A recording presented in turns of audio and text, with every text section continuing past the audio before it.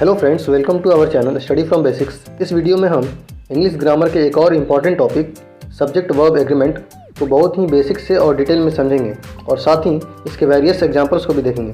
तो आइए इस वीडियो में हम आगे कंटिन्यू करते हैं। हेलो, इस चैप्टर में मैं कवर करूंगा subject verb agreement. Subject verb agreement chapter आपको ग्रामर में सबसे आखिर में करना है। पहले आपको बाकी चैप्टर करने हैं ग्रामर के, जैसे noun, pronoun, adjective, adverb, preposition, conjunction, interjection, ये सारे चैप्टर करने हैं। उसके बाद आपको करना है सब्जेक्ट वर्ब एग्रीमेंट।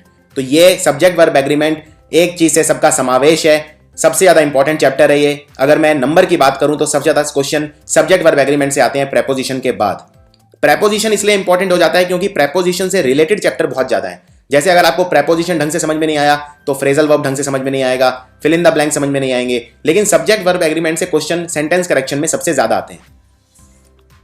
इससे पहले सब्जेक्ट वर्ब एग्रीमेंट स्टार्ट करें, पहले कुछ कंसेप्ट बिल्ड कर लेते हैं दोबारा एक बार। सब्जेक्ट क्या होता है? वैसे ये सब चीजें मैं अपने पिछले वीडियोस में कवर कर चुका हूं, लेकिन फिर भी एक बार रिव्यू करना जरूरी है। सब्जेक्ट होता है जो काम को करता है या जिसके बारे में बात हो रही होती है, उसे बोलते हैं सब्जेक्ट। फॉर एग्जाम्पल, कोई भी सेंटेंस अगर है उसमें अगर कोई काम हो रहा है तो काम को करने वाला सब्जेक्ट है। जैसे सेंटेंस है आई एम डांसिंग, मैं डांस कर रहा हूं, तो डांस कर कौन रहा है? आई, तो आई सब्जेक्ट है। तुम स्विमिंग कर रहे हो, स्विमिंग कौन कर रहा है? तुम, यानी यू सब्जेक्ट है। लेकिन कई बार क्या होता है, कोई सेंटेंस ऐसे भी होते हैं जिनमें एक्शन हो ही नहीं रहा होता, उसमें सब्जेक्ट को कैसे पहचाने? जैसे मान लीजिए चाबी घर के अंदर है, the key is in the house. अब इसमें कोई काम तो हो नहीं रहा, चाबी चुपचाप घर के अंदर पड़ी हुई है, कोई काम नहीं हो रहा, कोई एक्शन नहीं हो रहा, तो इसमें सब्जेक्ट क्या है? The key. वर्ब से पहले जो आएगा वो सब्जेक्ट होता है। तो इसमें वर्ब क्या है? वर्ब है इज, तो वर्ब से पहले जो आए वो सब्जेक्ट, और वर्ब के बाद में जो आता है उसे बोलते हैं ऑब्जेक्ट। इसी तरह वो एक वकील है, ही इज ए लॉयर। इस सेंटेंस के अंदर भी कोई काम नहीं हो रहा, लेकिन बात किसकी हो रही है? कोई पर्सन है, ही, उसकी बात हो रही है, तो ही सब्जेक्ट है। यानी सब्जेक्ट पहचानना बहुत आसान है। अगर कोई काम हो रहा है तो काम को करने वाला सब्जेक्ट है, और अगर किसी की बात हो रही है और काम नहीं हो रहा है तो जिसकी बात हो रही है, जिस चीज की, वो सब्जेक्ट है। अब देखते हैं वर्ब क्या होता है। वर्ब होता है जो काम हो रहा है, जो क्रिया हो रही है, एक्शन, उसको बोलते हैं वर्ब। फॉर एग्जाम्पल, अब ये सेंटेंस देखिए, I walk 3 miles every day, मैं रोज 3 मील चलता हूं। तो चलता कौन है? मैं, यानी आई हो गया सब्जेक्ट, और मैं क्या करता हूं? मैं वॉक करता हूं, तो वॉक हो गया वर्ब। सब्जेक्ट और वर्ब हमेशा साथ साथ आते हैं। इसको बोलते हैं सब्जेक्ट वर्ब एग्रीमेंट। सब्जेक्ट और वर्ब का एक रिश्ता होता है, और कोई भी सेंटेंस इंग्लिश भाषा के अंदर सब्जेक्ट और वर्ब के बिना बन ही नहीं सकता। सेंटेंस, सब्जेक्ट जो होता है और वर्ब, एक सेंटेंस के अंदर दो चीजों का होना जरूरी है, एक सब्जेक्ट और एक वर्ब। बाकी कुछ होना हो, कम से कम ये दो चीजें होनी ही चाहिए। और ये एक्शन वर्ब है। एक्शन वर्ब का मतलब ये एक्शन दिखा रहा है कि कोई काम हो रहा है। फॉर एग्जाम्पल, वो स्कूल जाता है, ही गोज टू स्कूल। इसमें ही है जाने वाला, तो ही हो गया सब्जेक्ट, और गोज हो गया वर्ब। इसी तरह मैं भगवान की पूजा करता हूं, आई प्रे टू गॉड, तो प्रे हो गया एक्शन यानी कि वर्ब, और आई हो गया सब्जेक्ट। दूसरे तरह के वर्ब होते हैं जिन्हें बोलते हैं लिंकिंग वर्ब। लिंकिंग वर्ब में कोई काम नहीं हो रहा होता, ये सिंपल लिंक करते हैं एक सब्जेक्ट को सेंटेंस में किसी और शब्द के साथ जो उस सब्जेक्ट को डिस्क्राइब करता है या उस शब्द की विशेषता बताता है। लिंकिंग वर्ब के लेफ्ट में और राइट में जो चीजें हैं वो एकदम सेम होती हैं। फॉर एग्जाम्पल, मैं टायर्ड हूं, मैं थका हुआ हूं। इसमें अगेन कोई काम नहीं हो रहा, यानी ये एक्शन वर्ब नहीं है। और मैं थका हुआ हूं, इसमें ये आई कौन है? मैं। और ये टायर्ड पर्सन कौन है? ये भी मैं हूं। यानी वर्ब जो इसको लिंक कर रही है दोनों को, वो है एम। तो एम है लिंकिंग वर्ब। इसमें आई भी मैं ही हूं और टायर्ड भी मैं ही हूं। एम ने क्या किया? सिर्फ लिंक किया। वो एक डॉक्टर है, इसमें ही और डॉक्टर एक ही पर्सन है। और वर्ब है इज। इज ने क्या किया? सिर्फ ही और ए डॉक्टर को लिंक किया, यानी ये है लिंकिंग वर्ब। इसी तरह हम बेस्ट फ्रेंड्स हैं। यहां पे बेस्ट फ्रेंड्स, मान लीजिए ये दो लोग हैं, एक ये और एक ये बेस्ट फ्रेंड्स हैं। और ये वी कौन है? ये भी यही सेम दोनों लोग हैं, यही बेस्ट फ्रेंड्स हैं। आर ने क्या किया? सिर्फ दोनों को लिंक कर दिया, यानी ये लिंकिंग वर्ब है। तीसरी वर्ब होती है हेल्पिंग वर्ब। हेल्पिंग वर्ब होती है जो सेंटेंस बनाने के काम आती है, उसे बोलते हैं हेल्पिंग वर्ब। फॉर एग्जाम्पल, मैं होमवर्क कर रहा हूं, आई एम डूइंग होमवर्क। इसमें वर्ब क्या है? Am doing. लेकिन एम डूइंग में भी असली वर्ब है डूइंग। एम क्या कर रहा है, सिर्फ इसको लिखने में हेल्प कर रहा है। आई एम डूइंग होमवर्क, तो एम हेल्पिंग वर्ब है, डूइंग मेन वर्ब है। इसी तरह I have written a letter, इसमें रिटन है main verb, write, wrote, written. Have क्या है, हैव हेल्पिंग वर्ब है। तो सेंटेंस बनाने में जो वर्ब हेल्प करती है वो हेल्पिंग वर्ब होती है। सो सबसे कॉमन जो हेल्पिंग वर्ब हैं वो हैं ये is, am, are, was, were, has, have और हैड। इनको यूज किया जाता है हेल्पिंग वर्ब के तौर पर। अब सबसे पहले देखते हैं सिंगुलर और प्लूरल सब्जेक्ट और वर्ब क्या होते हैं। जब कोई मैं सेंटेंस बनाता हूं तो मेरे को सिर्फ दो चीजों से मतलब होना चाहिए, एक तो सब्जेक्ट से और एक वर्ब से।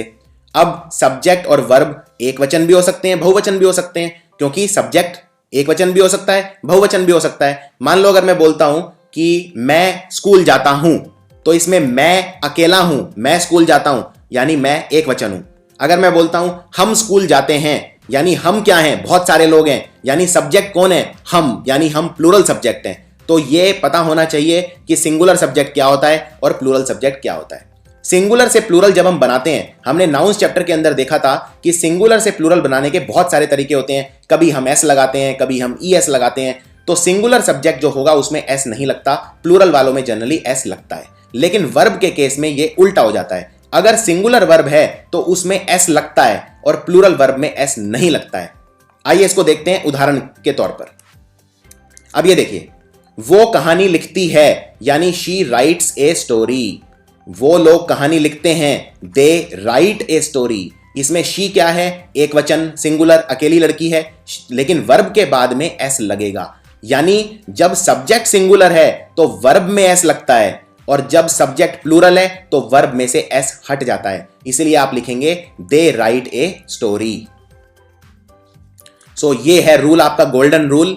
अगर सब्जेक्ट सिंगुलर है तो उसमें एस नहीं लगेगा। जैसे डॉग अकेला है तो एस नहीं लगेगा, लेकिन अगर बहुत सारे डॉग होते तो आप बोलते डॉग्स। अब मेरे को लिखना है कि डॉग भौंकता है, तो मैं क्या बोलूंगा, द डॉग बार्क्स। एक ही डॉग है तो सिंगुलर है, सब्जेक्ट सिंगुलर है होता है तो वर्ब में एस लग जाता है। यहां पे सब्जेक्ट सिंगुलर है तो वर्ब में एस लग गया। लेकिन अगर प्लूरल है तो सब्जेक्ट में एस लग जाता है, वर्ब में से एस हट जाता है। तो प्लूरल सब्जेक्ट क्या होगा, डॉग्स, यानी बहुत सारे डॉग्स, इसलिए ये प्लूरल है। लेकिन वर्ब क्या लगेगी, वर्ब में से एस हट जाएगा, यानी the dogs bark. So for example, singular verb जो होती है वो एस में खत्म होती है, जैसे डॉग बार्क्स और डॉग्स बार्क। यहां पे डॉग अकेला है तो सिंगुलर वर्ब लगेगी, यानी बार्क्स। यानी नाउन और वर्ब आपस में बिल्कुल उल्टी तरह से काम करते हैं। अगर नाउन का बहुवचन बनाना है तो एस लगा दो, जैसे चेयर्स, मैप्स, डॉग्स, कैट्स। लेकिन अगर वर्ब का प्लूरल बनाना है तो एस हटा दो। सो ये एक टिपिकल एग्जांपल है, द बैलून्स। अब बैलून्स क्या है, बहुत सारे गुब्बारे, यानी नाउन के अंदर मैंने एस लगा दिया। तो वर्ब कैसी होगी, जब नाउन सिंगुलर है, यहां पे नाउन कैसा है, ये एस लगाए, यानी नाउन प्लूरल है, तो प्लूरल है यानी वर्ब भी प्लूरल होगी। प्लूरल के साथ प्लूरल लगता है, सिंगुलर के साथ सिंगुलर लगता है। तो बैलून्स का क्या होगा, बैलून टेबल पर है, यानी the balloons are on the table. लेकिन अगर एक ही गुब्बारा है तो क्या बोलोगे, the balloon is on the table. तो यहां पे दोनों ही सिंगुलर है। सिंगुलर सब्जेक्ट के साथ सिंगुलर वर्ब लगेगी, प्लूरल सब्जेक्ट के साथ प्लूरल वर्ब लगेगी। फर्क इतना है, सिंगुलर नाउन में एस नहीं लगता है और प्लूरल वर्ब में एस नहीं लगता है। सिंगुलर वर्ब में एस लगता है, प्लूरल वर्ब में एस नहीं लगता है। बस ये आपको याद रखना है। अब इसमें सबसे पहले वैरायटी देखते हैं क्वेश्चन की कैसे आती है। सबसे पहली वैरायटी सबसे सिंपल तरह की आती है, सब्जेक्ट और वर्ब का रिश्ता होना चाहिए। यानी जब चेक करना है आपको सेंटेंस के अंदर की वर्ब कौन सी लगेगी, तो आपको सिर्फ सब्जेक्ट चेक करना है। बीच में अगर कोई और चीज आ जाती है तो उससे आपका मतलब नहीं होना चाहिए। वर्ब का रिश्ता सिर्फ सब्जेक्ट के साथ होना चाहिए। इसीलिए इस तरह के क्वेश्चन को करने का सबसे आसान तरीका यह है, आप सब्जेक्ट पहचान लो। सब्जेक्ट अगर सिंगुलर है तो वर्ब भी सिंगुलर आएगी, अगर सब्जेक्ट प्लूरल है तो वर्ब भी प्लूरल आएगी। सब्जेक्ट पहचानना सबसे इंपॉर्टेंट है सेंटेंस के अंदर। आइए इसको उदाहरण के साथ देखते हैं। अब ये देखिए, the worst garden pest are squirrels. सबसे गंदे जो कीड़ा है वो गिलहरियां होती हैं। सेंटेंस ये बोल रहा है। अब इसमें सबसे गंदा कीड़ा, द वर्स्ट गार्डन पेस्ट। अब पहले सबसे पहला काम यह कीजिए, सेंटेंस में वर्ब पहचानिए। वर्ब है आर। अब आपको यह डिसाइड करना है ये सेंटेंस ठीक है या गलत है। Worst garden pest are squirrels. ये जो स्क्वेरल है यानी गिलहरी है बहुत सारी हैं, क्योंकि लिखा है स्क्वेरल्स, लेकिन ये सब्जेक्ट नहीं है। इस सेंटेंस का सब्जेक्ट क्या है? सब्जेक्ट हमेशा वर्ब से पहले लगता है, और वर्ब क्या है? वर्ब है आर। तो आर से पहले सब्जेक्ट क्या है? पेस्ट। यानी इसका सेंटेंस का जो सब्जेक्ट है वो पेस्ट है, वो स्क्वेरल्स नहीं है। तो पेस्ट कैसा है? सिंगुलर, क्योंकि पेस्ट का प्लूरल क्या हो जाता है? पेस्ट्स। लेकिन पेस्ट सिंगुलर है, तो सिंगुलर वर्ब के साथ सिंगुलर सब्जेक्ट है, यानी सिंगुलर सब्जेक्ट के साथ सिंगुलर वर्ब लगेगी। लेकिन यहां पे तो आर लगाया हुआ है, और आर प्लूरल होता है, बहुवचन होता है। आर का सिंगुलर क्या होता है? इज। तो ये सेंटेंस एकदम गलत है। यहां पे आंसर होना चाहिए the worst backyard paste is squirrels. इससे फर्क नहीं पड़ता गिलहरी एक है कि गिलहरी हजार है, गिलहरी से इस सेंटेंस में फर्क ही नहीं पड़ता, क्योंकि यह सब्जेक्ट है ही नहीं। इसीलिए सेंटेंस में सब्जेक्ट पहचानो और सब्जेक्ट के हिसाब से वर्ब लगाओ। एक बहुत अच्छा एग्जाम्पल देखते हैं, बहुत गलतियां होती हैं इसमें। The number of students have increased. Students का नंबर बढ़ गया है। अब अपने आप से यह पूछिए, इस सेंटेंस में कोई काम हुआ है कि नहीं हुआ है? काम हुआ है, नंबर बढ़ गया है, यानी काम हुआ है। लेकिन काम किसका हुआ है? क्या चीज बढ़ गई है? स्टूडेंट्स बढ़ गए हैं या नंबर बढ़ गया है स्टूडेंट्स का? स्टूडेंट्स का नंबर बढ़ गया है, यानी सेंटेंस का सब्जेक्ट स्टूडेंट्स नहीं है, नंबर है। तो नंबर क्या है? यहां पे नंबर लिखा है या मैंने नंबर्स लिखा है इस सेंटेंस में? अब ये डिसाइड कीजिए। मैंने लिखा है नंबर, यानी ये एक वचन है, सिंगुलर है, क्योंकि अगर बहुवचन होता तो मैं नंबर्स लिखता। यानी वर्ब भी कैसी होगी? सब्जेक्ट के हिसाब से एक वचन ही होगी। लेकिन यहां पे वर्ब क्या लिखी है मैंने? हैव। तो हैव नहीं होगा, हैव बहुवचन होता है, यहां पे क्या होगा? हैज। तो सही आंसर है the number of students has increased. इससे फर्क नहीं पड़ता कि स्टूडेंट एक है कि हजार हैं। स्टूडेंट सब्जेक्ट है ही नहीं, यहां पे सब्जेक्ट है नंबर, और नंबर है सिंगुलर। तो सिंगुलर के हिसाब से वर्ब लगेगी, नंबर के हिसाब से वर्ब लगेगी, स्टूडेंट्स के हिसाब से नहीं लगेगी। इसीलिए सेंटेंस में सब्जेक्ट पहचानना सबसे जरूरी है। आइए और अभ्यास करते हैं। वर्ड और phrase come between subject and verb, ये सबसे ज्यादा कंफ्यूज करते हैं। क्योंकि अगर क्वेश्चन मान लो इस तरह का हो कि आपको एक सेंटेंस दे दिया और उसमें सब्जेक्ट दे दिया और वर्ब दे दिया और बीच में कुछ है ही नहीं, तो बहुत आसान हो जाएगा। आप सब्जेक्ट आसानी से पहचान लोगे और वर्ब आसानी से पहचान लोगे और उसके हिसाब से एडजस्ट कर दोगे। कंफ्यूज करने के लिए ये बीच में बहुत लंबा सेंटेंस बना देते हैं जिससे आप सब्जेक्ट पहचान ही ना पाओ। फॉर एग्जाम्पल, अब ये सेंटेंस देखो, the dog who likes to chase my cats have run away. वो कुत्ता जो मेरी बिल्लियों को डरा के भगा देता है वो भाग गया है।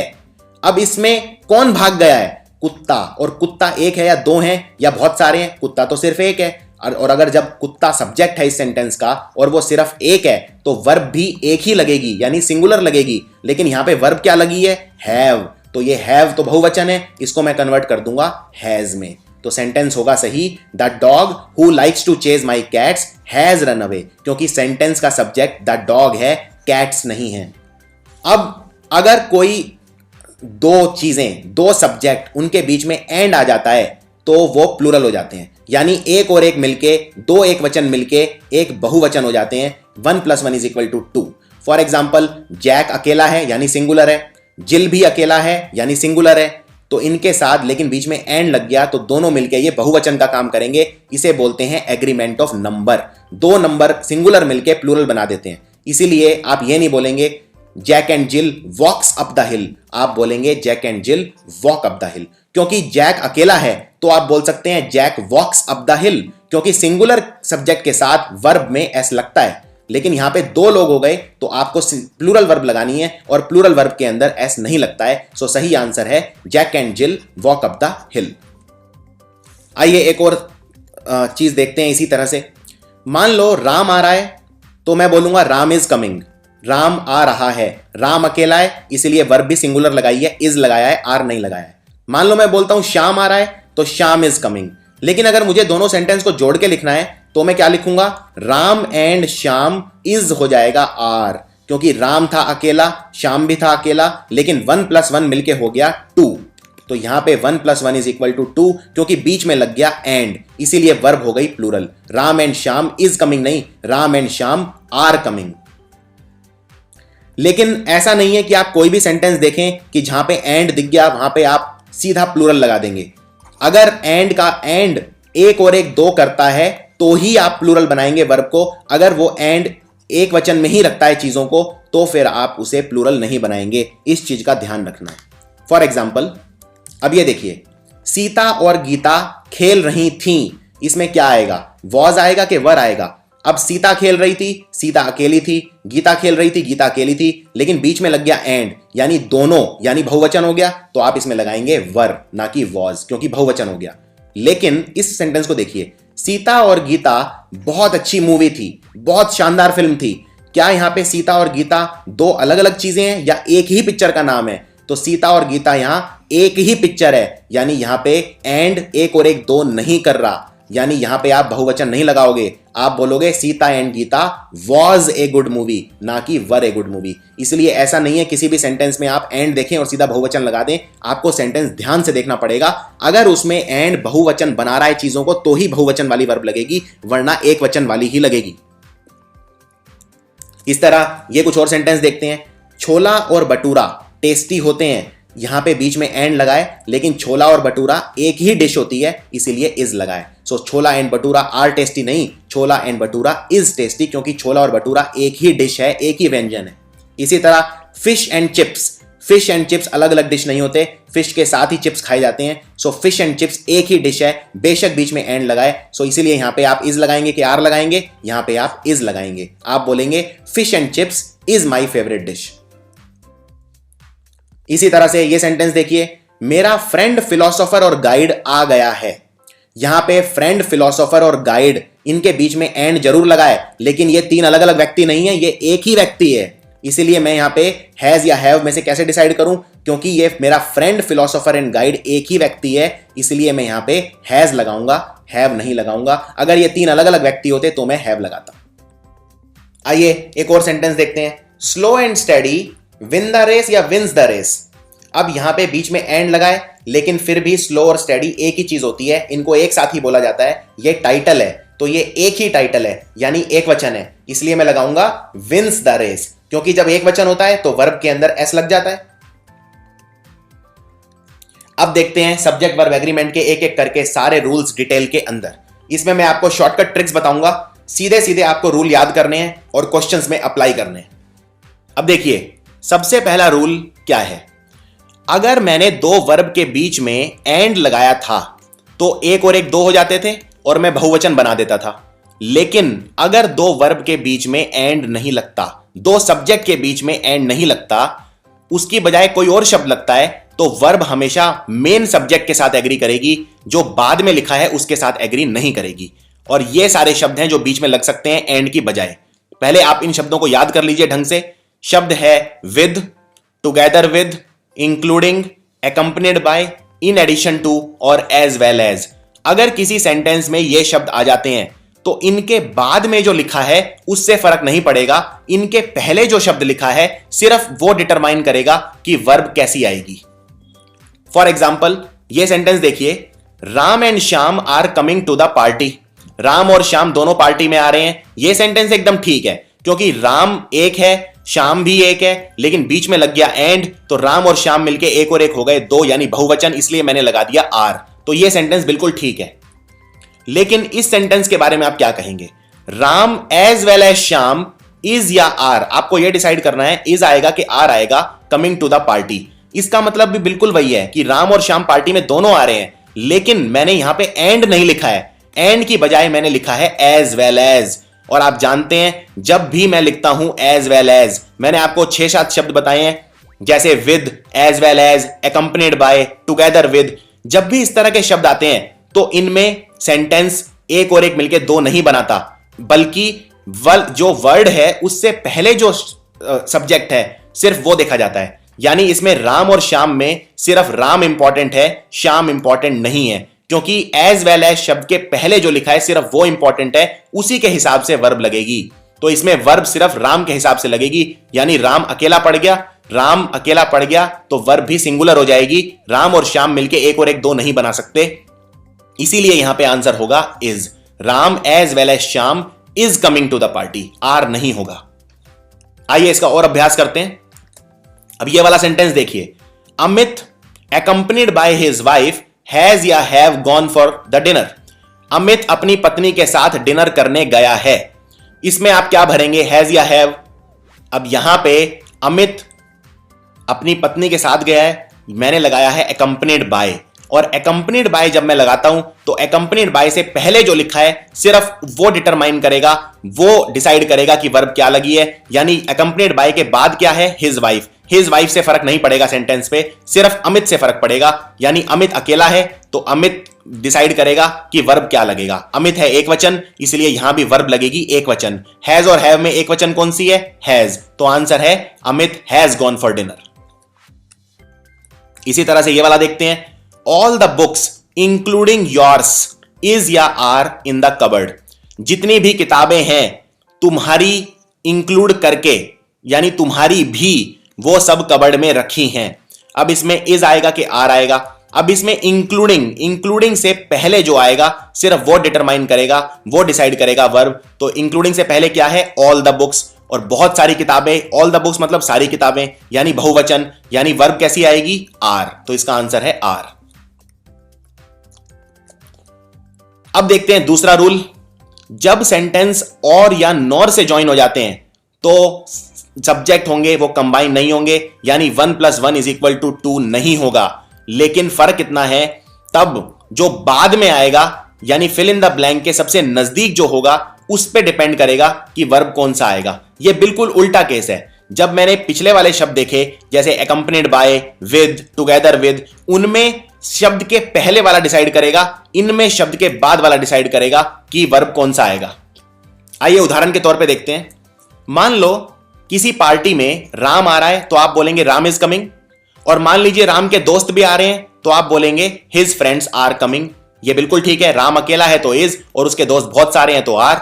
और जब आपने इन दोनों सेंटेंस को जोड़ के लिखा तो आप क्या लिखेंगे, Ram and his friends are coming. और यहां पे आर ही रहेगा क्योंकि राम है एक और हिज फ्रेंड्स हैं बहुत सारे, तो एक और बहुत सारे मिलके हो गए बहुत सारे, यानी वर्ब होगा आर। लेकिन इस सेंटेंस को देखिए, राम आ रहा है यानी राम इज कमिंग, ठीक है। हिज फ्रेंड्स आ रहे हैं यानी हिज फ्रेंड्स आर कमिंग।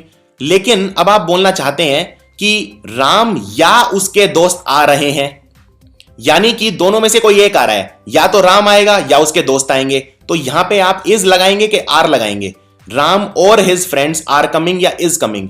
क्योंकि अगर मान लो राम आता है तो मेरे को इज लगाना पड़ेगा क्योंकि राम अकेला है, लेकिन अगर उसके दोस्त आ जाते हैं तो मेरे को आर लगाना पड़ेगा क्योंकि उसके दोस्त बहुत सारे हैं। तो यहां पे मैं क्या लगाऊंगा, इज लगाऊंगा कि आर लगाऊंगा, और मुझे ये पता नहीं है कि कौन आ रहा है, हो सकता है कोई भी आ जाए। तो इसमें कैसे डिसाइड करें, इसीलिए इसमें कैसे डिसाइड करेंगे, फिल इन द ब्लैंक के नजदीक जो है वो डिसाइड करेगा। तो फिल इन द ब्लैंक है मेरा ये, ज्यादा नजदीक कौन सा है, राम या उसके दोस्त, तो ज्यादा नजदीक है उसके दोस्त, और उसके दोस्त हैं बहुवचन यानी प्लूरल, तो वर्ब भी होगी प्लूरल, आंसर है आर कमिंग। आइए एक बड़ा ही अच्छा एग्जांपल देखते हैं। मान लीजिए मेरे पास एक माइक्रोफोन है और स्पीकर्स हैं, और मुझे नहीं पता कौन सा टूटा हुआ है, तो मैं लिखूंगा आइदर द माइक्रोफोन और द स्पीकर्स आर ब्रोकन। अब यहां पे माइक्रोफोन क्या है, माइक्रोफोन एक वचन है, सिंगुलर है, लेकिन स्पीकर्स प्लूरल है। अब मुझे बोलना है या तो माइक्रोफोन टूटा हुआ है या स्पीकर्स टूटे हुए हैं। लेकिन फिल इन द ब्लैंक क्या है, फिल इन द ब्लैंक ये है, और फिल इन द ब्लैंक के नजदीक है स्पीकर्स, और स्पीकर्स प्लूरल है, इसलिए यहां पे आर आएगा, इज नहीं आएगा। तो ये सेंटेंस बिल्कुल ठीक है।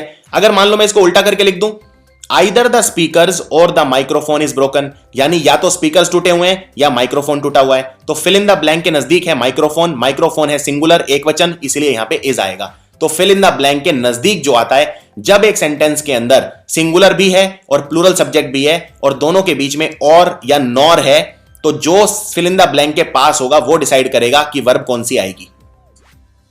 इसका एक बहुत अच्छा एग्जांपल देता हूं, एक और example, neither the teacher nor the students want to stay late.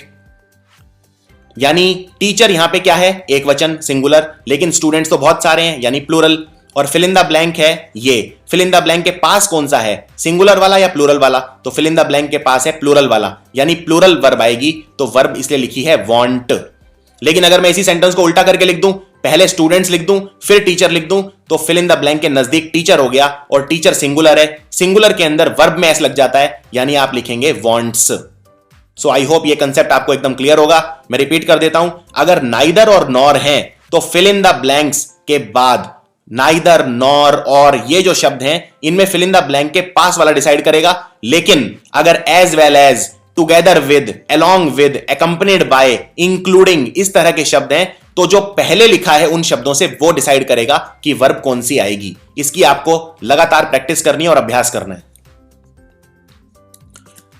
अब देखिए इनमें आपको कुछ अभ्यास करवाता हूं, बताइए क्या आएगा। वीडियो को यहीं रोक दीजिए, पहले खुद ट्राई कीजिए। One of the boys is या are suppose to do it, और दूसरा है the man with all his children is या आर रनिंग। तो इसमें आपको बताना है इज आएगा कि आर आएगा। One of the boys is suppose to do it या are suppose to do it. अब इसमें सब्जेक्ट पहचानिए, सब्जेक्ट क्या है इसके अंदर, ये काम जो भी करना है ये किसको करना है, वन ऑफ द बॉयज, यानी बॉयज तो बहुत सारे हैं लेकिन करना एक को है, यानी सिंगुलर, यानी इज आएगा। तो सेंटेंस को ध्यान से देखना है और सब्जेक्ट पहचानना है। इसमें एक लड़का काम करेगा बहुत लड़कों में से, तो सब्जेक्ट एक लड़का हो गया, बहुत सारे लड़के नहीं हुए। तो ऐसा नहीं है यहां पे आप देखें बॉयज और बॉयज प्लूरल है तो आप लगा दें आर, नहीं। अगले वाला the man with all his children is या आर रनिंग। अब यहां पे man and all his children नहीं है, man with all his children है। और आप जानते हैं जब भी सेंटेंस में विद आता है तो विद से पहले वाला डिसाइड करता है कि वर्ब कौन सी आएगी, और विद से पहले क्या है, मैन, और मैन है बेचारा अकेला, यानी यहां पे इज आएगा। सो आंसर है the man with all his children is running. इसका एक और बहुत अच्छा शॉर्टकट बताता हूं, सेंटेंस को हिंदी में कन्वर्ट कर लो, आंसर अपने आप आ जाएगा। फॉर एग्जाम्पल ये सेंटेंस है the man with all his children is या आर रनिंग, यानी ये सेंटेंस को हिंदी में क्या बोलूंगा, आदमी अपने बच्चों के साथ दौड़ रहा है, यानी आदमी दौड़ रहा है, दौड़ रहे हैं नहीं बोलूंगा, दौड़ रहा है यानी एक वचन, यानी इज रनिंग। इस तरह से भी आप इसको कर सकते हैं। अब एक बहुत इंपॉर्टेंट रूल, जब दो वस्तुएं या दो क्वालिटीज एक ही सब्जेक्ट की होती हैं, एक ही आदमी की होती हैं या एक ही सब्जेक्ट की होती हैं, तो वर्ब एक सिंगुलर होती है, प्लूरल नहीं होती, बेशक बीच में एंड लगे या कुछ और लगे। फॉर एग्जाम्पल अब ये सेंटेंस देखिए, his money and popularity is या आर ऑन द डिक्लाइन, यानी उसका पैसा और उसकी शोहरत दोनों कम हो रहे हैं। अब इसमें जो मनी है वो किसकी है, वो इसकी है, हिज की, उस पर्सन की, और पॉपुलैरिटी किसकी है, पॉपुलैरिटी भी हिज की है, यानी दो क्वालिटीज एक ही सब्जेक्ट की हैं, यानी यहां पे वर्ब सिंगुलर आएगी, क्योंकि जब दो क्वालिटीज एक ही सब्जेक्ट की होती हैं तो वर्ब हमेशा सिंगुलर रहती है। तो यहां पे होगा is, his money and popularity is on the decline. अब ये वाला देखते हैं sentence, poverty and misery come together, गरीबी और बुरा वक्त एक साथ आते हैं। अब इसमें पॉवर्टी एक अलग चीज है, मिजरी एक अलग चीज है, ये दोनों क्वालिटीज किसी सेम चीज की नहीं है, तो ये एक नॉर्मल सेंटेंस है, इसीलिए एक और एक मिलके दो हो जाएंगे यहां पे, और एक वचन नहीं होगा, बहुवचन होगा, इसलिए मैंने यहां पे लिखा है कम, ना कि कम्स। लेकिन अगर मैं बोलूं his poverty and misery is a cause for concern या are a cause for concern, मान लीजिए अगर मैं इसमें आपको चॉइस दूं इज आएगा कि आर आएगा, अब ये गरीबी किसकी है, हिज की, और मिजरी यानी बुरा वक्त किसका है, वो भी इसका है, यानी दो क्वालिटीज एक ही पर्सन की हैं यहां पे, इसीलिए सिंगुलर वर्ब आएगी, यानी यहां पे इज आएगा, आर नहीं आएगा। सो आई होप इस एग्जांपल से आपको ये एकदम क्लियर हो जाएगा। अगला इंपॉर्टेंट रूल देखते हैं, जब सेंटेंस के दो सब्जेक्ट उनमें अलग अलग आर्टिकल लगता है, मतलब अलग अलग लोगों की बात हो रही है, लेकिन जब सेंटेंस में एक से ज्यादा सब्जेक्ट हैं और सिर्फ एक में ही आर्टिकल लगता है तो मतलब एक ही पर्सन की बात हो रही है, ये आपको याद रखना है। और आर्टिकल क्या होते हैं, ए एन और दा को बोलते हैं आर्टिकल। फॉर एग्जाम्पल ये दोनों सेंटेंस देखिए, इनमें बताइए क्या डिफरेंस है। पहले वाला है the politician and the businessman have arrived, और दूसरा है the politician and businessman has arrived. Difference ये है, पहली बात तो ये दोनों सेंटेंस बिल्कुल ठीक हैं और दोनों में फर्क बता देता हूं।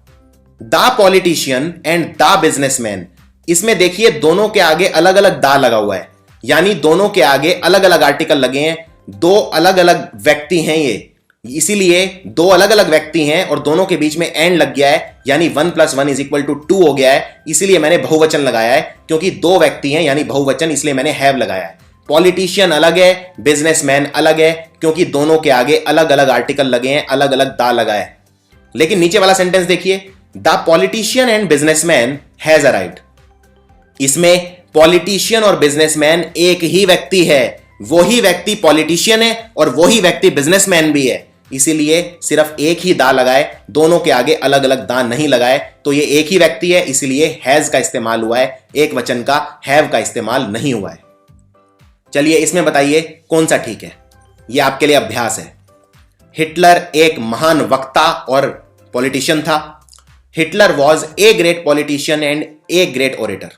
तो इसमें कौन सा ठीक है? अब देखिए, इसमें ए है आर्टिकल और ओरेटर के आगे ए लगा दिया है, पॉलिटिशियन के आगे ए नहीं लगाया है।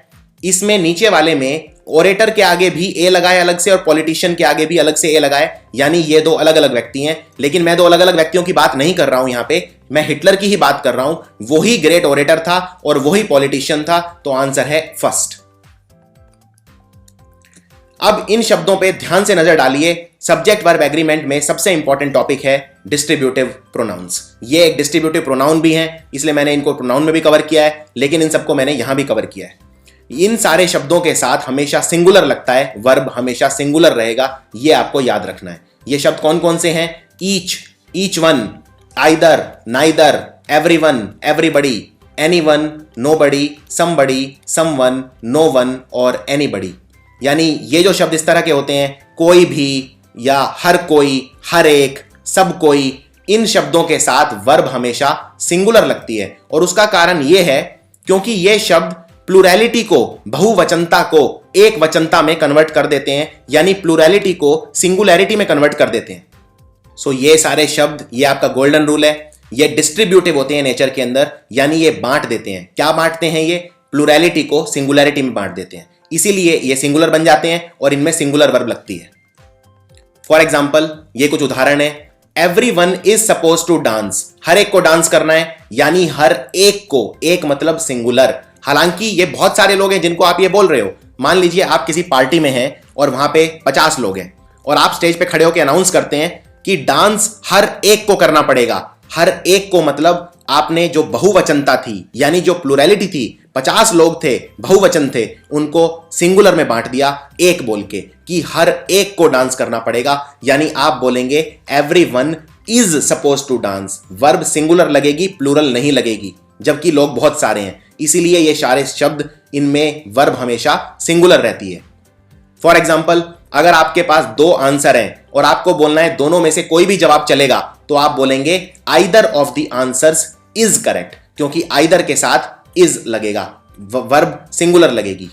इसी तरह से each one of these questions is difficult, यहां पे भी इज लगेगा और यहां पे एग्जाम में जनरली ये सिंगुलर वर्ब की बजाय प्लूरल लगा देते हैं। For example, each one of these questions are difficult लिख देंगे और आपसे पूछेंगे इस सेंटेंस में क्या गलती है, तो आपको आर को इज में कन्वर्ट करना पड़ेगा।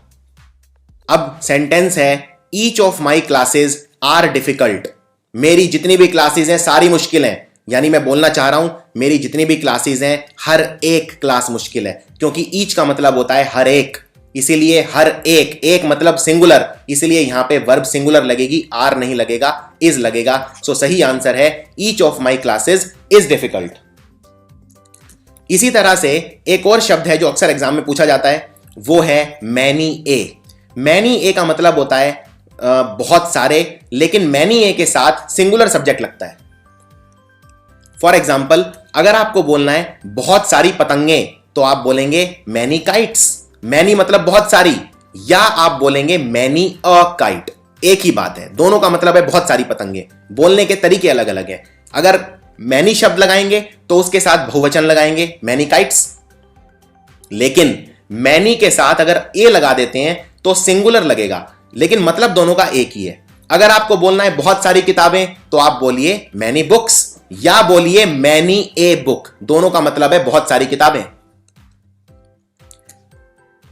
सो many boys are coming to the party, बिल्कुल ठीक है, बहुत सारे बच्चे पार्टी में आ रहे हैं, many boys are coming to the party. लेकिन अगर आप बोलते हैं बहुत सारे बच्चे, तो मैनी बॉयज की बजाय आप ये भी बोल सकते हैं मैनी अ बॉय। तो many plus plural noun is equal to many plus a plus singular noun, और नाउन जब सिंगुलर है तो वर्ब भी सिंगुलर लगेगी। तो फर्क सिर्फ इतना आ जाएगा, यहां पे मैनी अ बॉय के बाद इज आएगा, आर नहीं आएगा। फॉर एग्जाम्पल इसमें बताइए क्या आएगा, ये आपके लिए अभ्यास है। Many a little boy want या wants to become a doctor. बहुत सारे बच्चे डॉक्टर बनना चाहते हैं। मैनी अ लिटल बॉय, अब यहां पे बहुत सारे बच्चों को आप क्या बोल सकते हैं, मैनी लिटल बॉयज या मैनी अ लिटल बॉय, क्योंकि मैनी प्लस ए के साथ सिंगुलर आता है, यानी यहां पे बॉय है, बॉयज नहीं है, और बॉय है तो वर्ब भी सिंगुलर आएगी। सिंगुलर वर्ब में हम हमेशा एस लगाते हैं, तो आंसर होगा wants to become a doctor. अब बात करते हैं कलेक्टिव नाउन की। कलेक्टिव नाउन क्या होते हैं, ये मैंने वैसे नाउन में भी कवर किया है, मैं दोबारा कवर कर देता हूं। कलेक्टिव बोलते हैं समूह को, जो समूह दिखाते हैं, ग्रुप दिखाते हैं। जैसे फैमिली, फैमिली में बहुत सारे लोग होते हैं, यानी ये कलेक्टिव नाउन है। टीम, टीम में बहुत सारे खिलाड़ी होते हैं, यानी ये समूह दिखाता है, यानी कलेक्टिव नाउन है। कमेटी, कमेटी में बहुत सारे लोग होते हैं, तो ये कलेक्टिव नाउन है। अब जो कलेक्टिव नाउन है ये दिखाते हैं समूह, ये भी एक ग्रुप दिखाते हैं, लेकिन ये होते सिंगुलर है। जैसे फैमिली है, फैमिली शब्द कैसा है, फैमिली सिंगुलर शब्द है, इसीलिए यहां पे हमने लिखा है द फैमिली राइड्स बाइक्स। मैंने राइड नहीं लिखा क्योंकि वर्ब सिंगुलर है, क्योंकि फैमिली शब्द सिंगुलर है। अगर मैं लिखता फैमिलीज तो यहां पे प्लूरल हो जाता, यानी राइड हो जाता। इसी तरह से टीम हर सैटरडे को प्रैक्टिस करती है, the team practices every Saturday. तो जो कलेक्टिव नाउन होते हैं वो सिंगुलर की तरह काम करते हैं, लेकिन इसमें कुछ चीजों का आपको ख्याल रखना है, और ये बिल्कुल एग्जाम में पूछे जाते हैं, क्योंकि ये एक अपवाद है। अगर कलेक्टिव नाउन एक एकता दिखाते हैं तो वो सिंगुलर होते हैं, लेकिन अगर कलेक्टिव नाउन डिवीजन दिखाते हैं, यानी उनमें ऐसा लगता है कि अलगाव आ गया है, सेपरेशन आ गया है, यानी बहुता आ गई है, प्लूरैलिटी आ गई है, तो वो प्लूरल हो जाएंगे। For example the jury has given its verdict. यहां पे जो जूरी है इसमें बहुत सारे लोग होते हैं, तो जूरी ने अपना फैसला सुना दिया है, यानी जूरी ने जब अपना फैसला सुनाया, जूरी में जितने भी लोग थे, चाहे अंदरूनी उनमें कुछ भी बात हुई हो, बहस हुई हो, लेकिन जब उन्होंने फैसला सुनाया तो एक होकर सुनाया, यानी यहां पे यूनिटी नजर आ रही है। इसलिए मैंने यहां पे लिखा है the jury has given its verdict, क्योंकि हैज है सिंगुलर। लेकिन अगर मैं बोलता हूं जूरी बटी हुई है, बटी हुई है यानी डिवीजन का भाव आ रहा है, अलगाव का आ रहा है, एकता का भाव नहीं आ रहा, इसलिए मैं बोलूंगा the jury are divided over the issue. यहां पे जूरी इंडिविजुअल्स नजर आ रहे हैं, एकजुटता नजर नहीं आ रही, इसलिए the jury are, jury is नहीं होगा। इसी तरह कमेटी, अगर मैं बोलता हूं कमेटी डिसाइड करती है कि कैसे प्रोसीड करना है, काम को कैसे करना है, तो मैं बोलूंगा द कमेटी डिसाइड्स, क्योंकि जब कमेटी डिसीजन लेती है तो एकजुट होकर लेती है, यानी उनका फैसला एक होता है, इसलिए यूनिटी नजर आती है, इसलिए मैं लिखूंगा डिसाइड्स यानी सिंगुलर। लेकिन अगर मैं बोलता हूं कमेटी को कहा गया अपने अपने हाथ खड़े करने के लिए, यानी कमेटी में जितने भी मेंबर थे उनके अलग अलग हाथ हैं, उनका एक हाथ नहीं है, यानी एक अलगाव नजर आता है, यानी इंडिविजुअल्स नजर आते हैं, एकजुटता नजर नहीं आती, इसलिए यहां पे वर आया है, वॉज नहीं आया, प्लूरल आया है, क्योंकि ये बहुत सारे लोग हैं जिनके अलग अलग हाथ हैं, यानी बहुवचन। अब बात करते हैं सब्जेक्ट वर्ब एग्रीमेंट में अगले टॉपिक में, जिसको बोलते हैं कोई चीज नापना। जब हम किसी चीज को नापते हैं यानी मेजर करते हैं, अमाउंट मेजर करते हैं, क्वांटिटी मेजर करते हैं, तो उसमें हमेशा सिंगुलर वर्ब आएगी, ये आपको याद रखना है। जैसे अब ये सेंटेंस देखिए, 500 मीटर इज या are a long race. 500 metre एक बहुत लंबी रेस होती है, तो आप इसमें क्या भरेंगे, इज भरेंगे कि आर भरेंगे। अब आपको यह नहीं सोचना कि 500 मीटर तो बहुत ज्यादा होते हैं यानी बहुवचन है, ये बहुवचन नहीं है, क्योंकि यहां पे जो मीटर्स है ये नापने की यूनिट है, किसी चीज को मापने की ये एक इकाई है, इसीलिए यहां पे एक वचन आएगा। चाहे 500 मीटर हो चाहे 1000 मीटर हो, उससे फर्क नहीं पड़ता, यहां पे मैं किसी चीज को नाप रहा हूं, और जब मैं किसी चीज को नापता हूं तो हमेशा सिंगुलर आता है। सो आप इसमें लिखेंगे 500 metre is a long race. इसी तरह अगला सेंटेंस, 50 रुपीज इज या are not what I want. 50 रुपए मुझे नहीं चाहिए, तो आप इज भरेंगे कि आर भरेंगे। यहां पे 50 रुपीज है, रुपीज बहुत सारे हैं, लेकिन यहां मैं 50 को नाप रहा हूं। रुपीज किसी चीज को नापने की यूनिट होती है, किसी चीज को मापने की इकाई होती है, इसलिए सिंगुलर आएगा। 50 rupees is not what I want. अब इन दोनों सेंटेंस पे नजर डालिए और बताइए क्या आएगा। 100 metres is a difficult race. बिल्कुल ठीक है, क्योंकि 100 मीटर, मीटर किसी चीज को नापने की इकाई है। लेकिन इस सेंटेंस को देखिए, 100 मैंगोज इज या are kept in the fridge. 100 mango, 100 आम फ्रिज के अंदर रखे हैं, इज आएगा कि आर आएगा? अब यहां पे मैंगो किसी चीज को नापने की यूनिट नहीं है, मीटर तो यूनिट है, मीटर, टाइम, सेकंड, ये सब यूनिट होती हैं, लेकिन मैंगोज कोई वस्तु है, तो ये नॉर्मल सेंटेंस है, इसमें मैं कोई चीज नाप नहीं रहा हूं, सिर्फ बता रहा हूं। और 100 मैंगोज है मतलब बहुवचन है, यानी यहां पे आर आएगा। So 100 mangoes are kept in the fridge. Next, uncountable noun जो होते हैं वो हमेशा सिंगुलर होते हैं। अनकाउंटेबल नाउन क्या होते हैं, ये मैंने नाउन्स वाले चैप्टर में बहुत डिटेल में कवर किया है, आप वहां भी देख सकते हैं। अनकाउंटेबल नाउन वो होते हैं जिनको मैं गिन नहीं सकता, और ये हमेशा सिंगुलर होते हैं। फॉर एग्जाम्पल, मनी, मनी को मैं गिन नहीं सकता। मैं नोट को गिन सकता हूं, सिक्कों को गिन सकता हूं, लेकिन मनी को नहीं गिन सकता। सो मनी इज या are the root of most evils. Is आएगा कि आर आएगा? मनी अनकाउंटेबल नाउन है, यानी इज आएगा। Money is the root of most evil. All the equipment has या हैव बीन रिमूव्ड। हैज आएगा कि हैव आएगा? इक्विपमेंट क्या होता है? उपकरण। उपकरण अनकाउंटेबल होते हैं, सो इक्विपमेंट शब्द अनकाउंटेबल नाउन है, यानी यहां पे हैज आएगा। सो आप बोलेंगे all the equipment has been removed. कुछ ऐसे शब्द होते हैं जो दिखते प्लूरल जैसे हैं, लेकिन उनमें सब्जेक्ट पे डिपेंड करेगा कि सिंगुलर आएगा कि प्लूरल आएगा। For example, any of, some of, none of, a lot of, plenty of, all of, ये प्लूरल जैसे दिखते हैं सारे के सारे, लेकिन इन पे डिपेंड करेगा सब्जेक्ट के ऊपर। अगर सब्जेक्ट सिंगुलर है तो वर्ब भी सिंगुलर आएगी, अगर सब्जेक्ट प्लूरल है तो वर्ब भी प्लूरल आएगी। आइए देखते हैं इसका मतलब क्या है। फॉर एग्जाम्पल, कुछ लड़कियां आज नहीं आई हैं, तो सम ऑफ आया है, सम ऑफ के साथ लड़कियां बहुवचन है, इसलिए वर्ब भी हैव आएगी, यानी बहुवचन आएगी। लेकिन अगर मैं बोलता हूं थोड़ा सा केक खा लिया है मैंने, तो सम ऑफ द केक। अब केक क्या है? केक सिंगुलर है, तो सम ऑफ, यहां पे सम ऑफ सिंगुलर के साथ लगाए, केक के साथ लगाए, यानी यहां पे वर्ब भी सिंगुलर आएगी, यानी हैज आएगा। अगर यहां पे मान लीजिए केक्स होता, तो फिर मैं यहां पे प्लूरल कर देता, हैव कर देता। यानी सम ऑफ अपने आप में कुछ नहीं दिखाएगा, सम ऑफ जिसके साथ लगाए वो डिसाइड करेगा कि सिंगुलर आएगा कि प्लूरल आएगा। For example, some of the furniture. Furniture uncountable noun है, यानी सिंगुलर आएगा, तो यहां पे इज आएगा, आर नहीं आएगा। अब देखते हैं परसेंट और परसेंटेज में क्या फर्क होता है। परसेंट डिपेंड करता है कि किसके साथ आएगा। सिंगुलर सब्जेक्ट के साथ आएगा तो सिंगुलर वर्ब लगेगी, प्लूरल के साथ आएगा तो प्लूरल वर्ब लगेगी। और परसेंट के पहले हमेशा नंबर लगता है, जैसे 50%, 60%, लेकिन परसेंटेज के पहले कभी भी नंबर नहीं लगता। और परसेंटेज जो शब्द है वो हमेशा सिंगुलर होता है, लेकिन परसेंट जो शब्द है उसमें डिपेंड करता है सब्जेक्ट के ऊपर। अगर सब्जेक्ट सिंगुलर है तो वर्ब भी सिंगुलर आएगी। फॉर एग्जाम्पल, 2% बच्चे क्लास में फेल हो गए हैं, ओनली 2% ऑफ द स्टूडेंट्स। अब यहां पे स्टूडेंट्स प्लूरल है तो वर्ब भी प्लूरल आएगी, इसीलिए आप यूज करेंगे have. Around 10% of the forest is destroyed each year.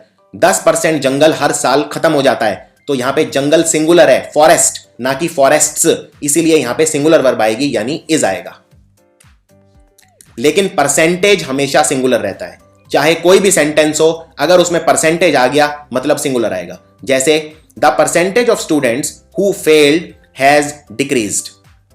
The percentage of students who fail have decrease, तो इसमें क्या आंसर होगा? परसेंटेज के साथ हमेशा सिंगुलर आता है, यानी हैज आएगा। The percentage of students who fail has decreased.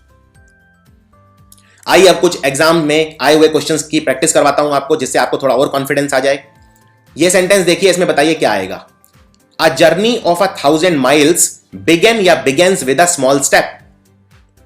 यानी हजारों मील की दूरी एक छोटे से कदम से शुरू होती है। इसमें बिगन आएगा कि बिगेन्स आएगा? अब अपना इसमें गोल्डन रूल लगाओ, सब्जेक्ट पहचानो, वर्ब अपने आप आ जाएगी। सब्जेक्ट क्या है इसमें? क्या चीज स्टार्ट होती है? जर्नी। अब वो जर्नी कितने कदमों की है उससे फर्क नहीं पड़ता, सब्जेक्ट इसमें जर्नी है और जर्नी सिंगुलर है, यानी यहां पे बिगिन्स आएगा। जब सब्जेक्ट सिंगुलर होता है तो वर्ब के अंदर एस लगा देते हैं, तो आंसर है बिगिन्स।